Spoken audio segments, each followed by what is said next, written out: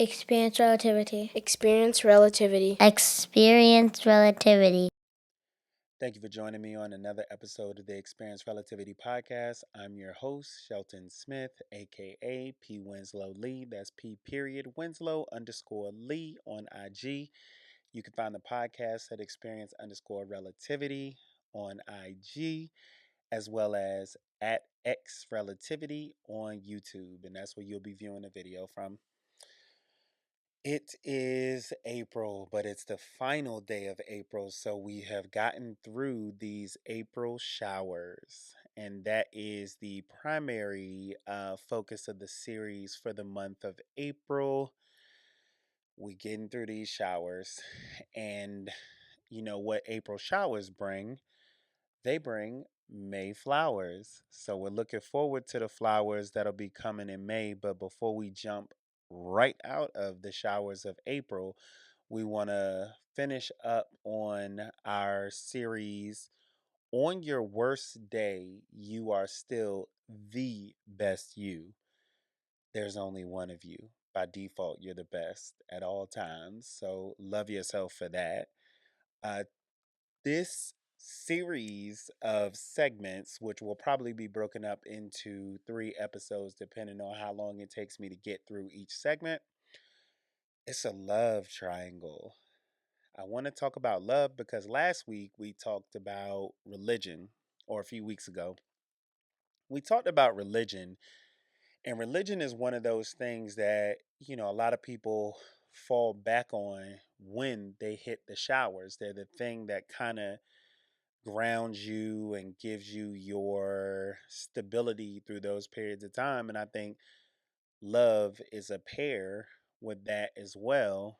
And I think those are two highly significant things that people have a tendency to fall back on when they hit those showers. So I wanted to take some time to talk about love.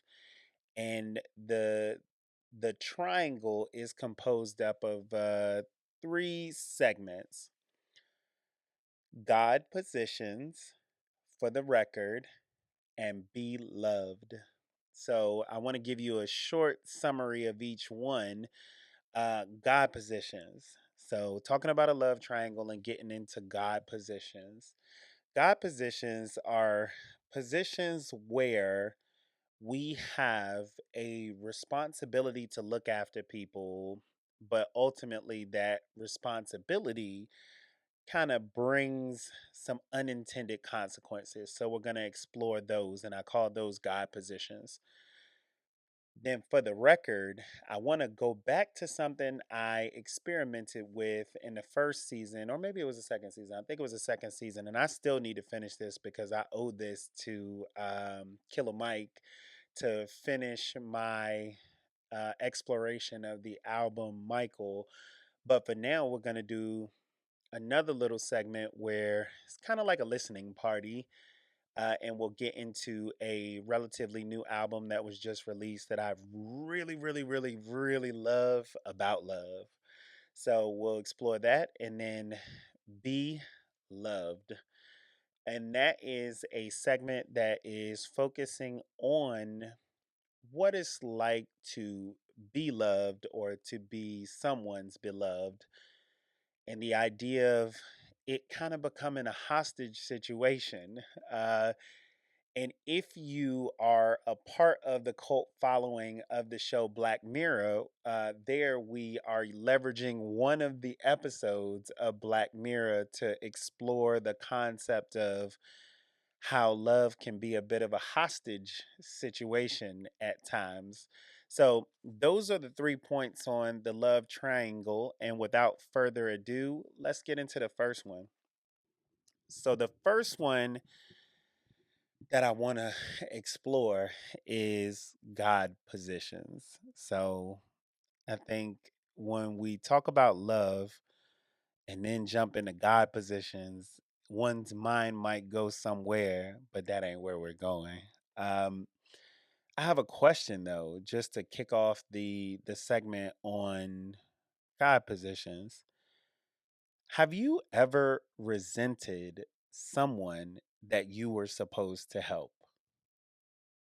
I think that question is the core of God positions and why I wanted to discuss them in the first place. So, the last episode we explored religion and kind of the narrative of Jesus Christ, and we finished with some exploration of an old, very old, like I feel like it was one of the original hashtags, but WWJD, what would Jesus do?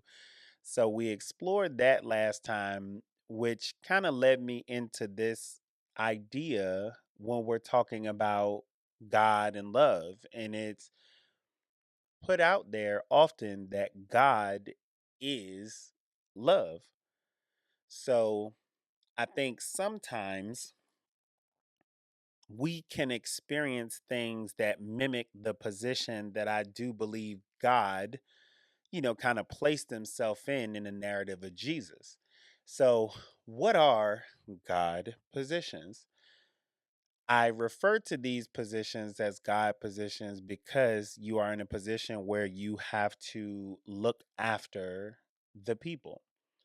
So, first and foremost, there are police, which I think that's a God position because you are, an authority figure. And in situations, you're kind of judge, jury, and executioner because you can go all the way up to taking somebody's life in the performance of that role. Oftentimes, supposedly to protect the rest of the community, but, sometimes we experience it as them having a fear for their own life and they take life. But nonetheless, they have the authority to take a life to protect other lives as a part of their role.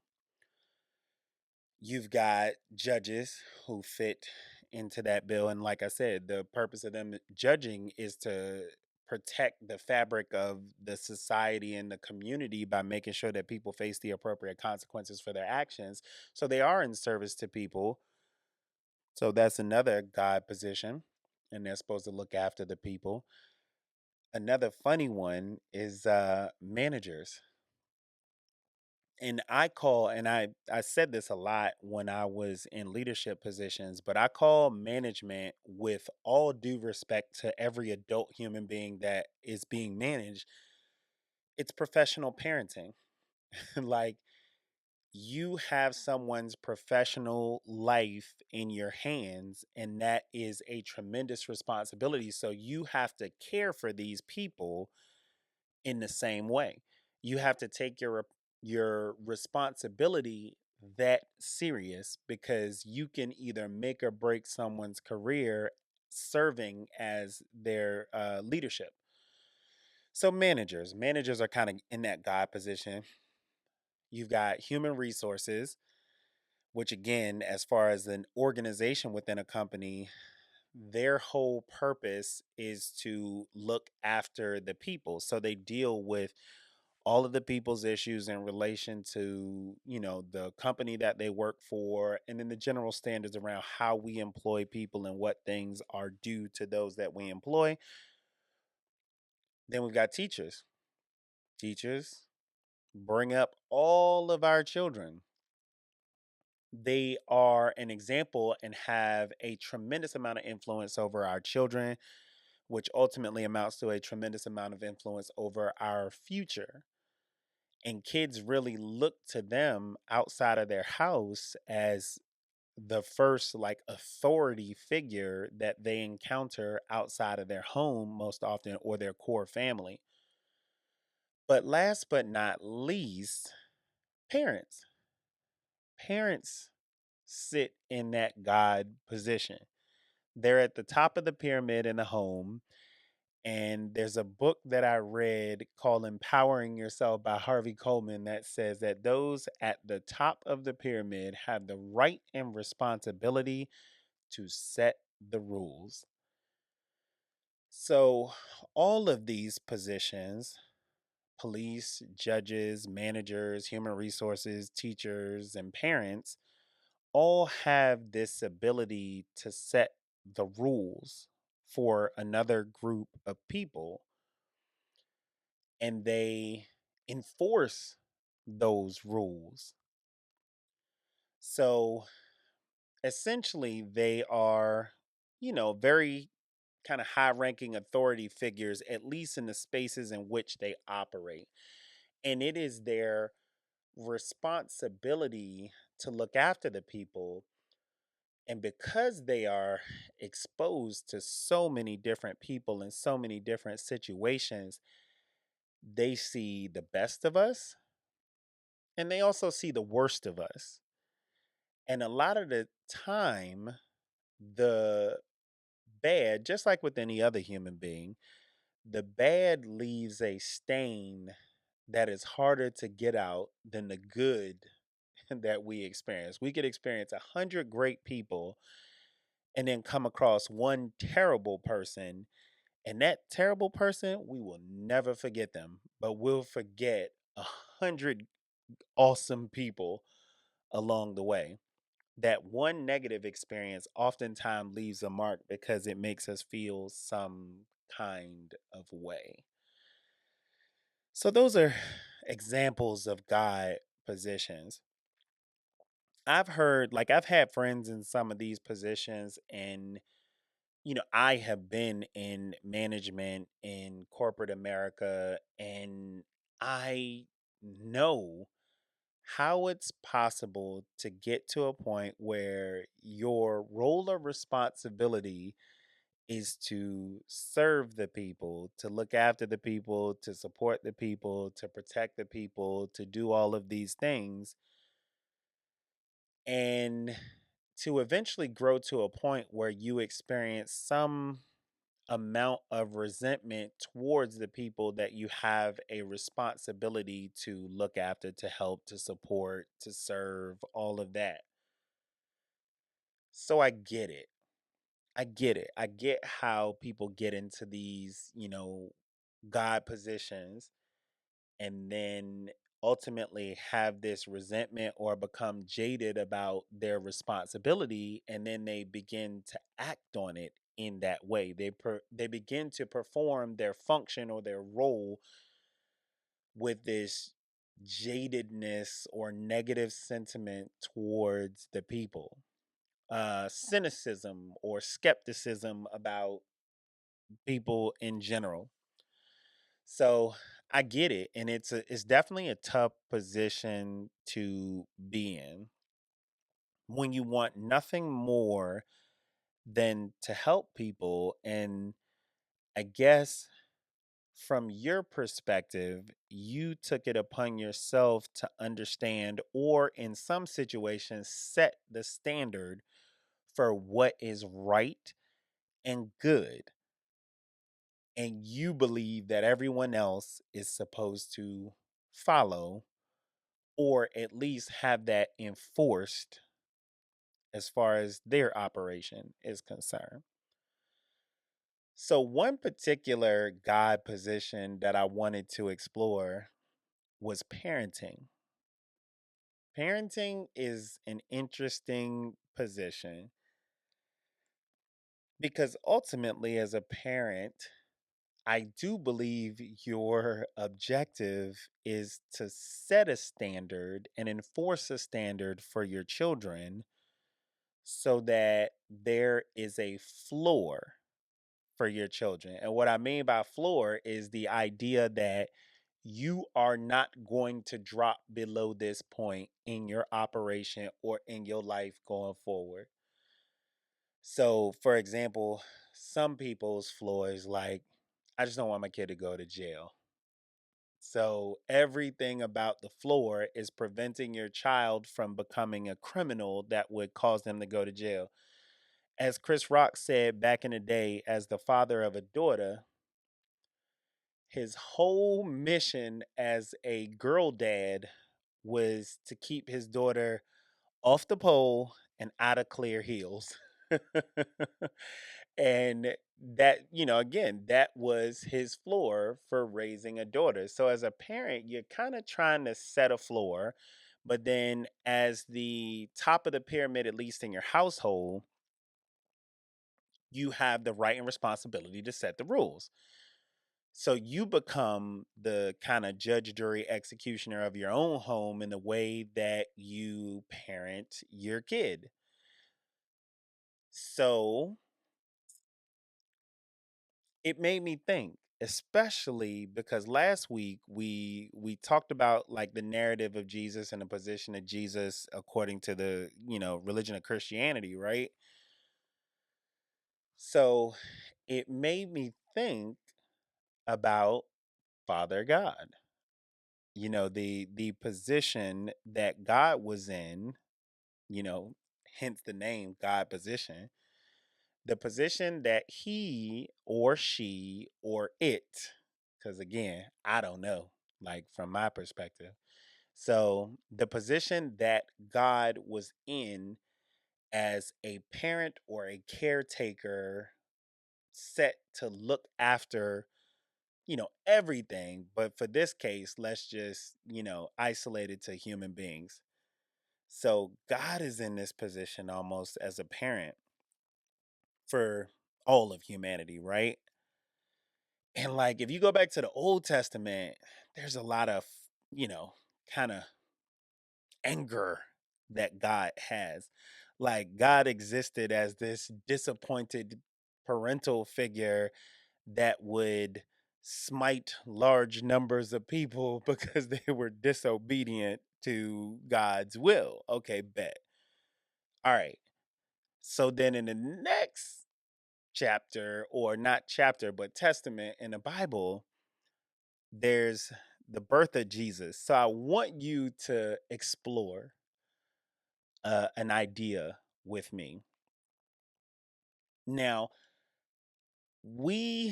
in order to explore this, you got to get in position.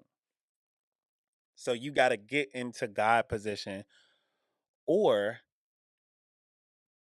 God has to get into a position to be able to explore something that it may not have been aware of. So I was thinking about the idea of why God would put itself in a position to become a parent, because Jesus is referred to as the Son of God. So when I think about this, I think back to the parental love that we were talking about a minute ago, and the responsibility that you have as a parent and the right that you have to set the rules for your child. So, hmm, God was already in that position in the first place because God had the right and responsibility to set the rules for the children of God, the people. Okay. But like, was God really everybody's parent? Did God have as close a relationship with each one of us that it felt parental? I mean, I'm just gonna say, from my perspective, maybe not. So there wasn't necessarily a vested interest in all of these, kind of ants on the ant farm. Like if you've ever seen an ant farm, it's not like you as the owner of that ant farm and the one that keeps that ant farm from being destroyed has a relationship with every single ant in that ant farm. Maybe you do. I've never had an ant farm. But from this perspective, God may have been just as disconnected from the human beings on the planet as the planets were from God, right? So God had to get in position. And I was exploring the thought of, what if the purpose of God creating Jesus and putting Jesus into a full blown human experience and kind of having that parental relationship with one specific human experiencer and having that vested interest was to experience what it was like, and in order for that to be the case, God had to understand what it's like to be a parent, like a human parent of a human child, and like what that does to you. Because I think from this thought experiment that if God was to go and actually do that, you know, put itself in the position of being a parent of another human being who was having a human experience, there would be a level of caring that would be there that was not there previously. Like, I love all people, but I love my children a lot more than I love any other person on this planet. Now, I'm also the same person that says that love is love. So I love everybody the same, but I just know my interest in my children, the intensity of my love for my children is just something different. So God putting itself in that position and then having a child that experienced what it was like to be a human kind of brought out a different level of empathy and God for the human experience. And that's what I think was the purpose of that experience. Like, it is often said that Jesus died for our sins, but what if Jesus died for God's love? Think about that for a second. What if Jesus died so that God could understand how to love us better? So that God could develop divine empathy. I mean, am I completely off with this? I mean, my parents, you can weigh in, and I think anybody who has felt similar to the love that a parent has for a child, I would love to hear what you think of this. And again, I'm not trying to be blasphemous. I'm not trying to go against the Bible or any of that stuff. I'm not trying to offend anyone's, religion. I'm just saying it's worth it to think about these things this way because it may even bring you closer to God. It may even bring you closer to God. So, what if Jesus did not necessarily die to cleanse us of our sins, or maybe the cleansing of the sin was in God's eyes?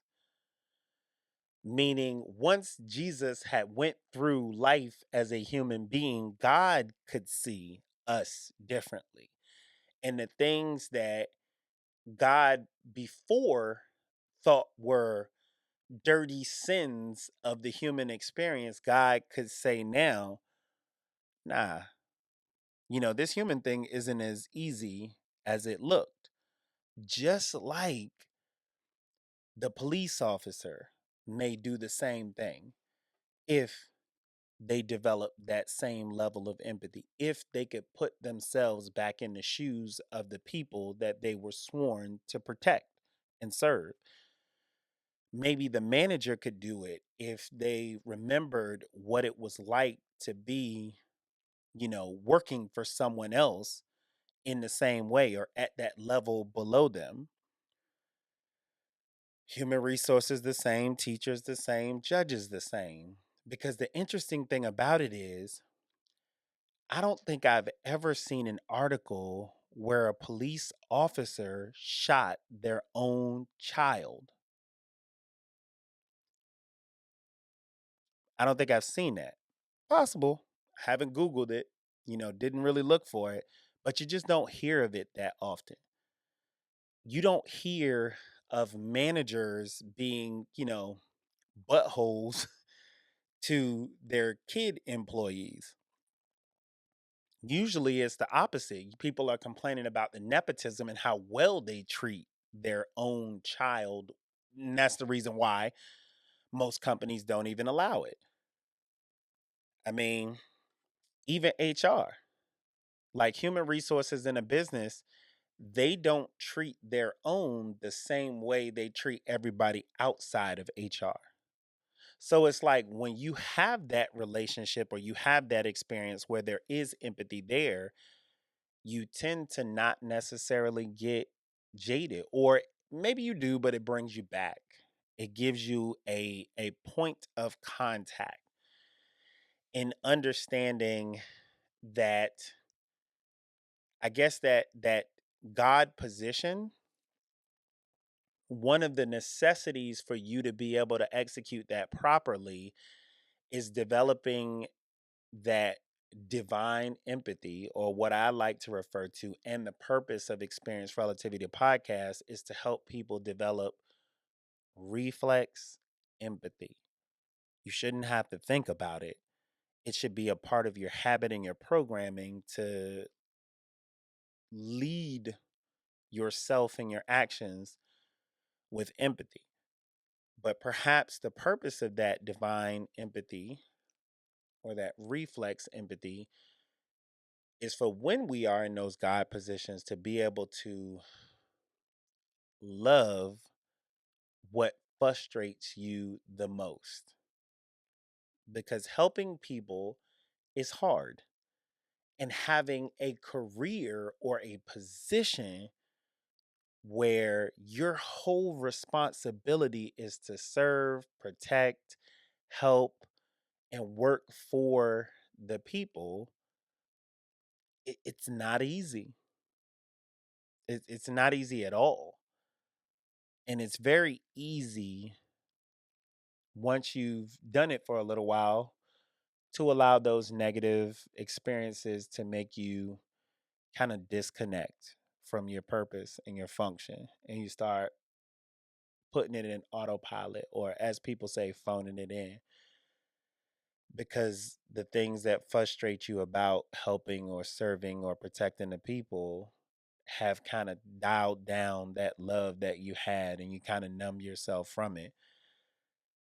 But I'll finish this segment with some questions, or really one question. Is it better to know what is right, or to have empathy for what isn't? Because in a God position, you are the person who knows what is right. And you can lead with that, and you can enforce that, and you can focus on that. Or you can understand, I guess, how privileged you are to be in a position where you are in service to other people, helping them learn, grow, and develop the ability to know what is right and execute in that way. Is it better to know what is right, or to have empathy for what isn't? I think the answer all falls on a principle that I talk about in the podcast often, and that is, to all things, there is a balance. So you got to find a balance between knowing what is right and having empathy for what isn't. That concludes the exploration of God positions, at least for now, with me talking. But hopefully, the conversation continues amongst the community of folks that are exploring the space between us. As always, your presence is met with gratitude, and I thank you for exploring that space between us with me. Looking forward to hearing you in the next, or looking forward to speaking with you and communing with you on the next segment of Experience Relativity. Love you. Experience relativity. Experience Relativity. Experience relativity.